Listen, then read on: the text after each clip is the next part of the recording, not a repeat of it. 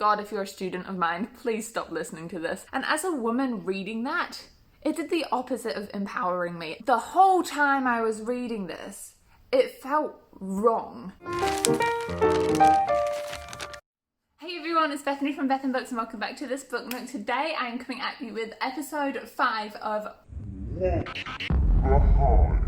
This is a series where I review super hyped books. Those could be new releases or backlist books. Leave a comment if you've got one that you want me to do.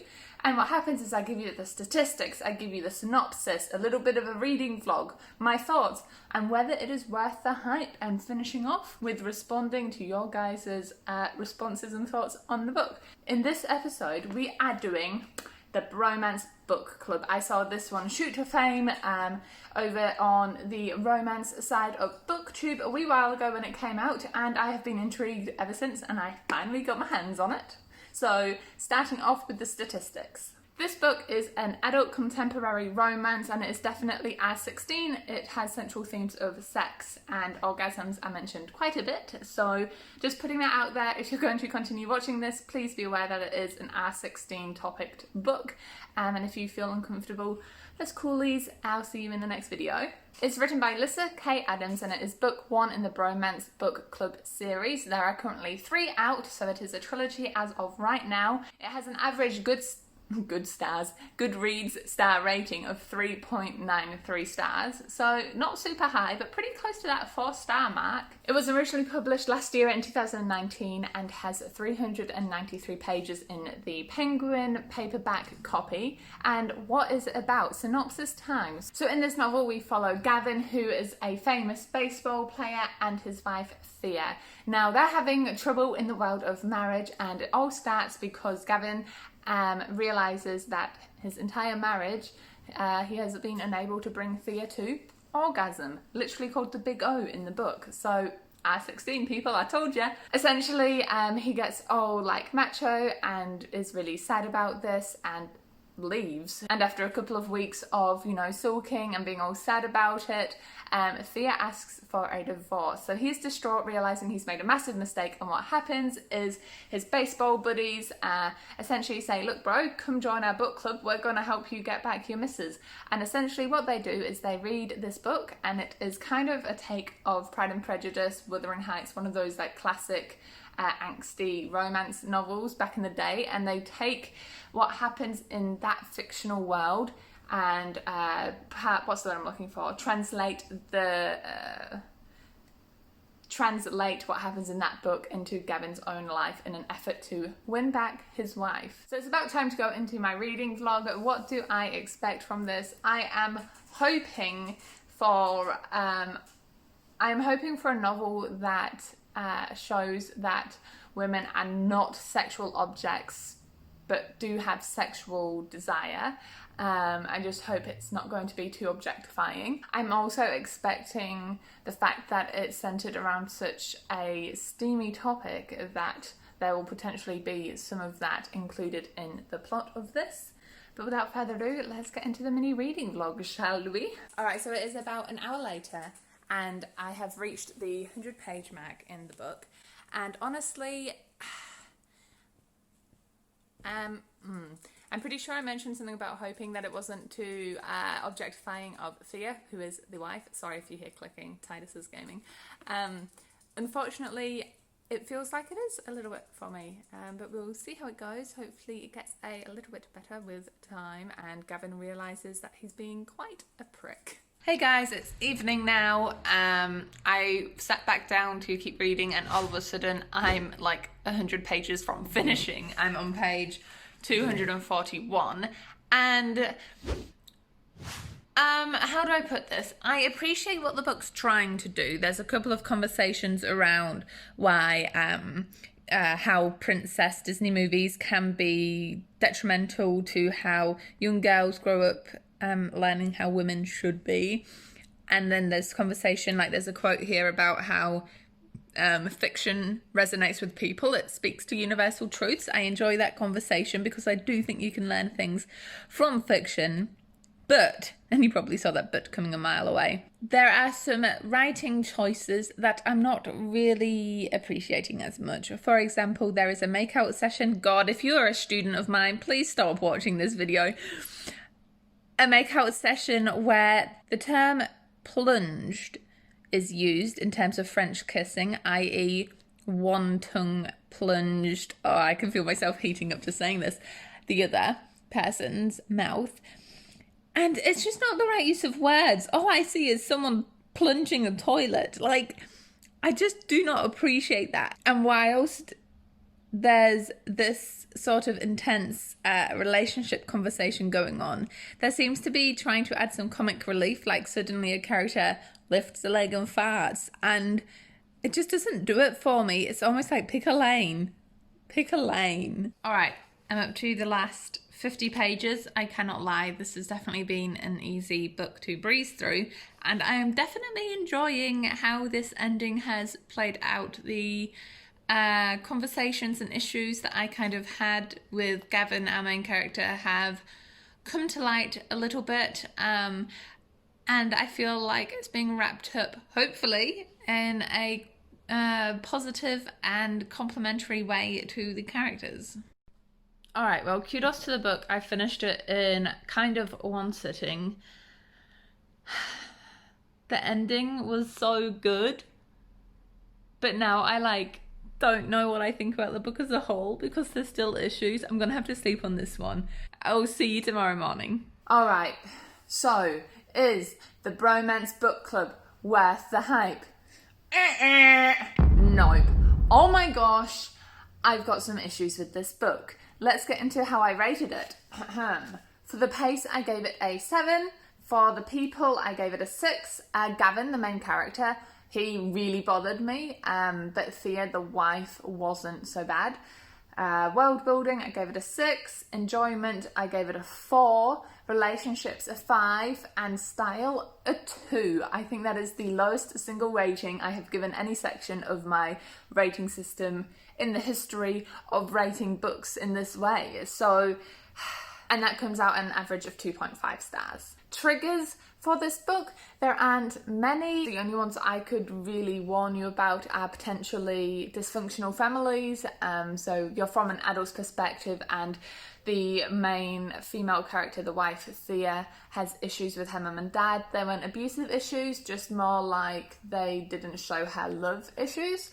And then also just divorce and rough times in a relationship. Oh, and also the idea that having a child might be a way to force someone to marry you. So let's get into the cons. Obviously, my biggest issue with this book was the writing style, so let's just start there. To me, it felt like Adams couldn't figure out what she wanted to do. She couldn't figure out if she wanted this to be a chick flick kind of story, a bit of humour, or if she wanted it to be really hard-hitting. There were points in this novel where she would talk about some really interesting and important topics, and then literally the same page, the exact next paragraph, it says, then he cocked a leg and farted. What are you trying to do, Adams?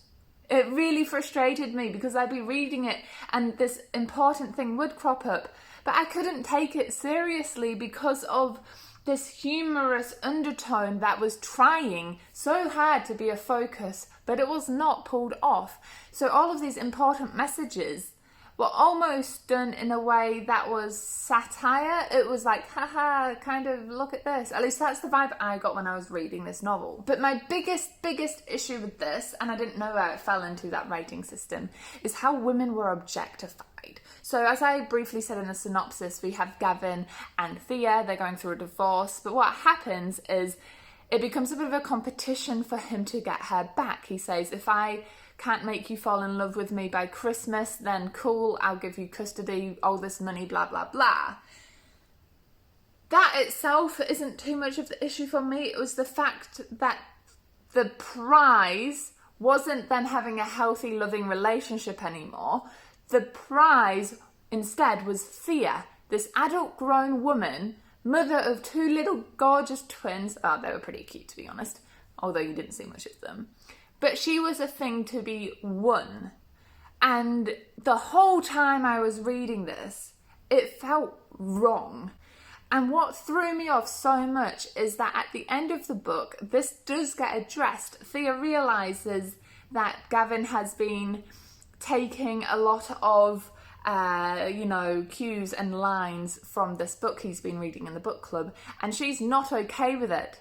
To begin with, I do think the ending was done well. I enjoyed it. That's a little pro in there, because these things were addressed. But for a solid 80% leading up to this, it was just this vibe that wasn't commented on, that women in a relationship are something to be attained. They are a medal around your neck to say, yep, I have a hot banging wife. And as a woman reading that, it did the opposite of empowering me. I felt so pissed off for Thea. Sorry, is that the strongest language I've used on this channel? I try not to swear here. I always believe you're more eloquent if you don't swear. But honestly, I was pissed off, and there's no other expression that can express that better. I was mad for women out there. Maybe I'm taking it too personally. Maybe I'm reading into it too much. But either way, that's how I felt. And then there were the parts of this novel which just felt a little unbelievable to me. The whole premise of this is that Gavin couldn't bring his wife Thea to orgasm. Then it gets revealed after 30 years of marriage, he didn't know what the clit was. God, if you're a student of mine, please stop listening to this.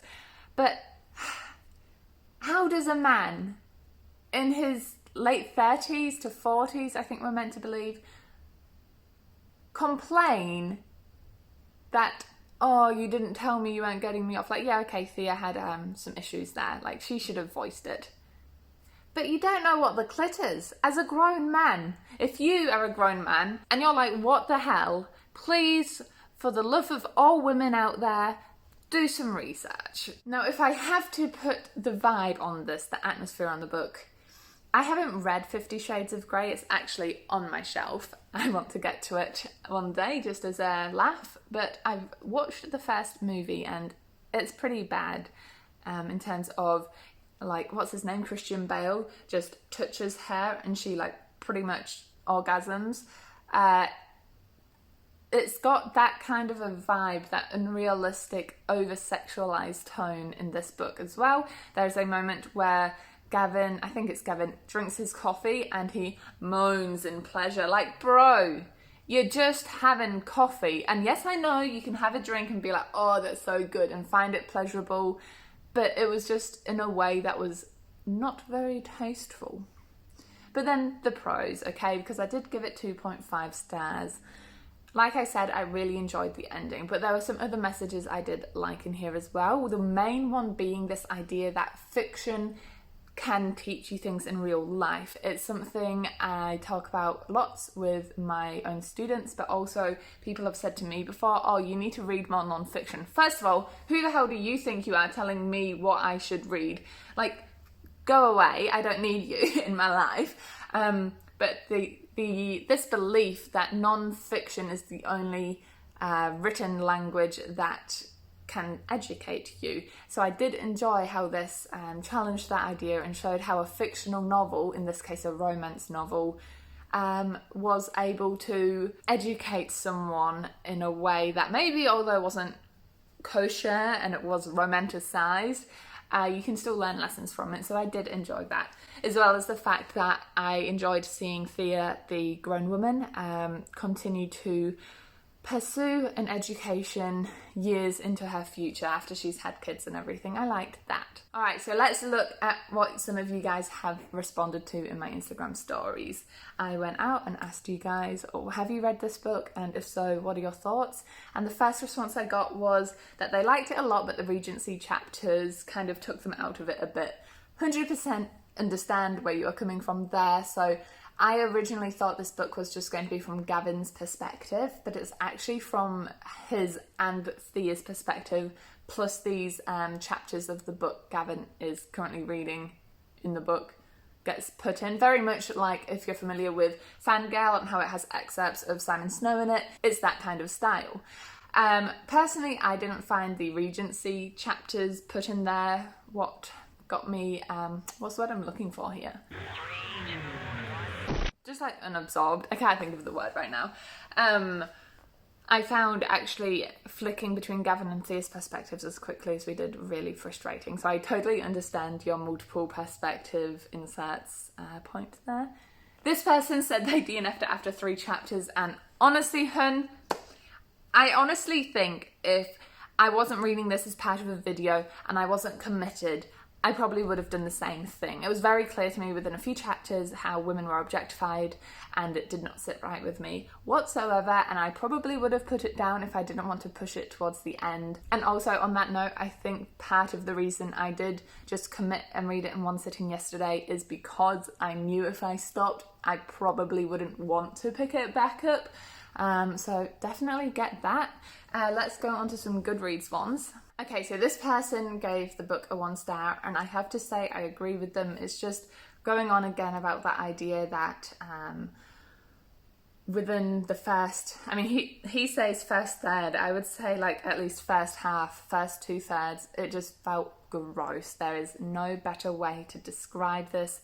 What's your name? Monty Price, you did a fantastic review. I'm really curious to see someone who rated it like a 5 star, so I'm gonna find one of those. See, this person has given them a 5-star review, and within their review, and again, I'm not coming at the person themselves, I just want to make that super clear, I'm happy you like the book, but they say Thea is asking for a divorce while Gavin is determined to win her back. Like, yeah, he's not respecting her wishes. He's not letting her make a choice in her own life. Does no one else see that as problematic? Did not make me laugh. Made me cringe. At no point in this did I think, oh, this is actually funny. No. I thought, oh, this is actually bad.